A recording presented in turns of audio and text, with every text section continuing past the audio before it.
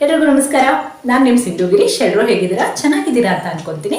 ಇವತ್ತಿನ ಕಾನ್ಸೆಪ್ಟ್ ಬಂದು healthy weight gain ಆಗೋದಕ್ಕೆ ಮಕ್ಕಳಿಗೆ ಯಾವ 10 ಆಹಾರಗಳನ್ನ ಮಕ್ಕಳಿಗೆ ಕೊಟ್ಟರೆ ಹೆಲ್ದಿಯಾಗಿ ವೆಯ್ಟ್ ಗೇನ್ ಆಗುತ್ತೆ ಅನ್ನೋದು ಇವತ್ತಿನ ಕಾನ್ಸೆಪ್ಟ್ ಆಗಿರುತ್ತೆ.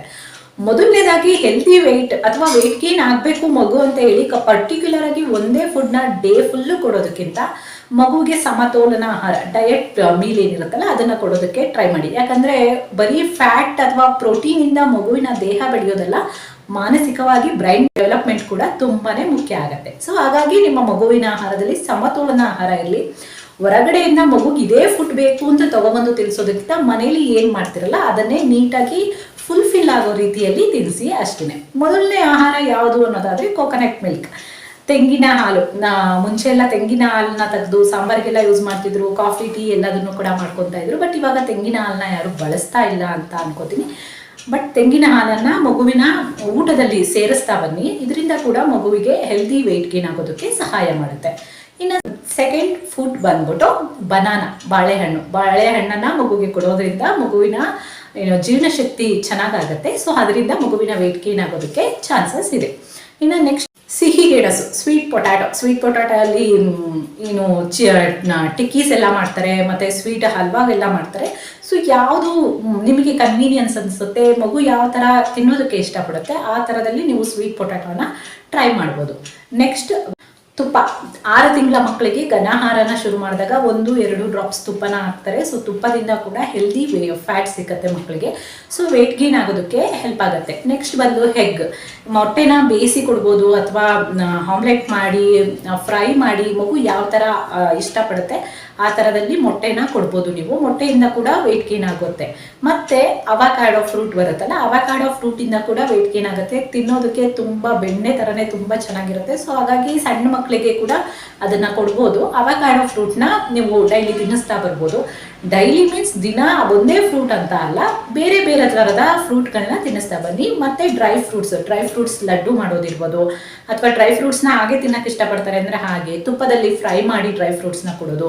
ಆ್ಯಂಡ್ ಮಖಾನ ಇದೆಯಲ್ಲ ಅದು ಕೂಡ ಅಷ್ಟೇ ಪ್ರೋಟೀನ್ ರಿಚ್ ಇರುತ್ತೆ, ಮಗುವಿಗೆ ಹೆಲ್ತಿ ವೆಯ್ಟ್ ಗೇನ್ ಆಗೋದಕ್ಕೆ ಸಹಾಯ ಮಾಡುತ್ತೆ. ಸೊ ಮಖಾನನ ಕೂಡ ನೀವು ಫ್ರೈ ಮಾಡಿ ಕೊಡ್ಬೋದು. ಹಾಗೇನೆ ತಿನ್ನೋದಕ್ಕೇನೆ ಅದು ಪಾಪ್ಕಾರ್ನ್ ಥರ ಇರುತ್ತೆ. ಸೊ ಆ ಮಕ್ಕಳು ಆರಾಮಾಗಿ ತಿಂತಾರೆ. ಇಲ್ಲ ಅಂದರೆ ಡ್ರೈ ಫ್ರೂಟ್ಸು ಮಖಾನ ಎಲ್ಲ ಮಿಕ್ಸ್ ಮಾಡಿ ಅದಕ್ಕೊಂದು ಸ್ವಲ್ಪ ಬೆಲ್ಲ, 1 ವರ್ಷದ ಮೇಲ್ಪಟ್ಟಿರೋ ಮಕ್ಕಳಾದರೆ ಬೆಲ್ಲನ ಸೇರಿಸಿ, 1 ವರ್ಷದ ಕೆಳಗಿನ ಮಕ್ಕಳಾದರೆ ಏನು ಡೇಟ್ಸ್ ಪೌಡರ್ ಏನು ಬರುತ್ತಲ್ಲ ಅದನ್ನು ಮಿಕ್ಸ್ ಮಾಡಿ ಸ್ವೀಟ್ನೆಸ್ಸಿಗೆ ಅಂತ ಹೇಳ್ಬಿಟ್ಟು ಉಂಡೆ ಮಾಡಿ ಕೊಡೋದಿರ್ಬೋದು. ಇದರಿಂದ ಕೂಡ ಮಗುವಿನ ಹೆಲ್ದಿ ವೆಯ್ಟ್ ಗೇನ್ ಆಗುತ್ತೆ. ಇನ್ನು ಪಲ್ಸಸ್, ಬೇಳೆಕಾಳುಗಳೇನು ಬರುತ್ತಲ್ಲ, ಬೇಳೆಕಾಳುಗಳನ್ನ ದಾಲ್ ಕಿಚಡಿ ಮಾಡಿ ರೈಸ್ ಮಾಡಿ ತಿನ್ನಿಸೋದಿರ್ಬೋದು. ಆ ಥರ ಬೇರೆ ಬೇರೆ ಕಾಳುಗಳನ್ನ ಯೂಸ್ ಮಾಡಿ ಮಕ್ಕಳಿಗೆ ಕೊಡೋದ್ರಿಂದ ಕೂಡ ಮಕ್ಕಳ ಹೆಲ್ದಿ ವೆಯ್ಟ್ ಗೇನ್ ಆಗುತ್ತೆ. ನಾನ್ ವೆಜ್ ತಿನ್ನೋರಾದರೆ ಚಿಕನ್ ಆದಷ್ಟು ನಾಟಿ ಕೋಳಿ ಎಲ್ಲ ಸಿಕ್ಕತ್ತಲ್ಲ ಆ ಥರದ ಚಿಕನ್ನ ಮಕ್ಕಳಿಗೆ ತಿನ್ನಿಸ್ತಾ ಬನ್ನಿ. ಮಟನ್ ಈ ಥರದ್ದು ನಿಮಗೆ ಮೀಟಲ್ಲಿ ಏನೇನು ಮಕ್ಕಳಿಗೆ ಅಟ್ರಾಕ್ಟ್ ಆಗಿ ಮಾಡೋದಕ್ಕೆ ಸಾಧ್ಯನೋ ಆ ಥರದನ್ನು ಕೂಡ ಮಾಡಿ ಮಕ್ಕಳಿಗೆ ಕೊಡ್ಬೋದು. ಇದರಿಂದ ಕೂಡ ಹೆಲ್ದಿ ವೆಯ್ಟ್ ಗೇನ್ ಆಗುತ್ತೆ. ನಾನು ಮೊದಲೇ ಹೇಳ್ದಂಗೆ ಒಂದೇ ಆಹಾರನ ಪರ್ಟಿಕ್ಯುಲರ್ ಆಗಿ ಮಗು ಇದನ್ನು ತಿನ್ನಲೇಬೇಕು ಅಂತ ಫೋರ್ಸ್ ಮಾಡಿ ತಿನ್ನಿಸೋದಕ್ಕಿಂತ ಮಗು ಏನನ್ನ ಆಸೆ ಮಾಡುತ್ತೆ ಅದರಲ್ಲಿ ಅಟ್ರಾಕ್ಟ್ ಮಾಡಿ, ಅಥವಾ ಮನೆ ಒಳಗಡೆ ತಿಂತಾ ಇಲ್ಲ ಮಗು ಅಂದರೆ ಹೊರಗಡೆ ಕರ್ಕೊಂಡು ಹೋಗಿ ಹೊರಗಡೆ ನೋಡಿಕೊಂಡು ಆರಾಮಾಗಿ ಬಾಗಿಲಲ್ಲಿ ಕೂತ್ಕೊಂಡು ಊಟ ಮಾಡುತ್ತೆ ಅಂದರೆ ತೊಂದರೆ ಇಲ್ಲ ಅಲ್ವಾ, ಕೂತ್ಕೊಂಡು ಊಟ ಮಾಡಲಿ. ಹೊರಗಡೆ ಪರಿಸರ ನೋಡ್ಕೊಂಡು ಊಟ ಮಾಡುತ್ತೆ ಅಂದರೆ ಮಾಡಲಿ. ಮಗು ಯಾವುದನ್ನ ಖುಷಿಯಾಗಿ ತಿನ್ನತ್ತೆ ಅದನ್ನು ಆಫರ್ ಮಾಡಿ. ಇದನ್ನು ತಿಂತಾ ಇಲ್ಲ ಅಂತಿದ್ದಂಗೆ ಅದನ್ನು ಪ್ಲೇಟಿಗೆ ಹಾಕ್ದೇ ಇರೋ ಥರ ಮಾಡಬೇಡಿ.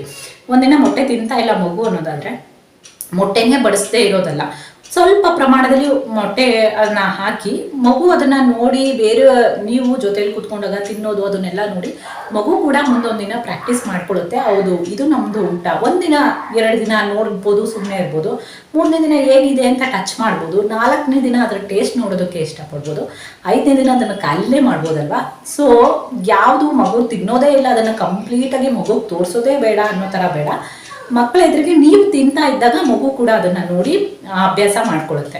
ಇನ್ನು ಅಲರ್ಜಿ ಮ್ಯಾಟರ್ಸಿಗೆ ಬಂದರೆ, ಅಲರ್ಜಿ ಯಾವುದಾದ್ರೂ ಒಂದು ಫುಡ್ಡಲ್ಲಿ ಅಲರ್ಜಿ ಇದೆ ಅನ್ನೋದಾದರೆ ಮಗುಗೆ ಆ ಫುಡ್ನ 1-2 ತಿಂಗಳು ಅವಾಯ್ಡ್ ಮಾಡಿ, ಅದಾದಮೇಲೆ ಮತ್ತೆ ಕೊಟ್ಟು ನೋಡಿ ಮತ್ತೆ ಅದೇ ಥರ ಅಲರ್ಜಿ ಆಗ್ತಿದೆ ಅಂದರೆ ಡಾಕ್ಟರ್ನ ಕನ್ಸಲ್ಟ್ ಮಾಡಿ ಅದಕ್ಕೆ ಅವರು ಕರೆಕ್ಟ್ ಆದಂತಹ ರೆಮಿಡೀಸ್ನ ಹೇಳ್ತಾರೆ. ಇವತ್ತಿನ ವಿಡಿಯೋ ಇಷ್ಟೇ. ಮೊದಲನೇದಾಗಿ ನಾವು ಮತ್ತೆ ರಿಪೀಟ್ ಹೇಳ್ತಾ ಇದ್ದೀನಿ, ಏನಂದರೆ ಹೆಲ್ದಿ ವೆಯ್ಟ್ ಗೇನ್ಗೋಸ್ಕರ ನಿಮ್ಮ ಮಗುಗೆ ಸಮತೋಲನ ಆಹಾರನ ಕೊಡಿ. ನಿಮ್ಮ ಮಗುವಿನ ದೇಹದಲ್ಲಿ ಒಬೇಸಿಟಿನ ಬೆಳೆಸೋದಕ್ಕೋಸ್ಕರ chocolates, biscuits, sugar items, bakery items ಇದನ್ನ ಕೊಡೋದಕ್ಕೆ ಹೋಗ್ಬೇಡಿ ದಯವಿಟ್ಟು ಅಷ್ಟೇ. ಹೆಲ್ದಿ ವೆಯ್ಟ್ ಗೇನಿಂದ, ಹೆಲ್ದಿ ಆಹಾರದಿಂದ ಮಗುವಿನ ಆರೋಗ್ಯ ಸುಧಾರಿಸುತ್ತೆ. ಆರೋಗ್ಯವೇ ಭಾಗ್ಯ ಅಲ್ವಾ. ಇವತ್ತಿನ ವಿಡಿಯೋ ಇಷ್ಟೇ. ನಿಮ್ಮೆಲ್ರಿಗೂ ಇಷ್ಟ ಆಗಿರುತ್ತೆ ಅಂತ ಅನ್ಕೊಂತೀನಿ. ಮುಂದಿನ ವಿಡಿಯೋದಲ್ಲಿ ಸಿಗ್ತೀನಿ. ಅಲ್ಲಿವರೆಗೂ ನಮಸ್ಕಾರ.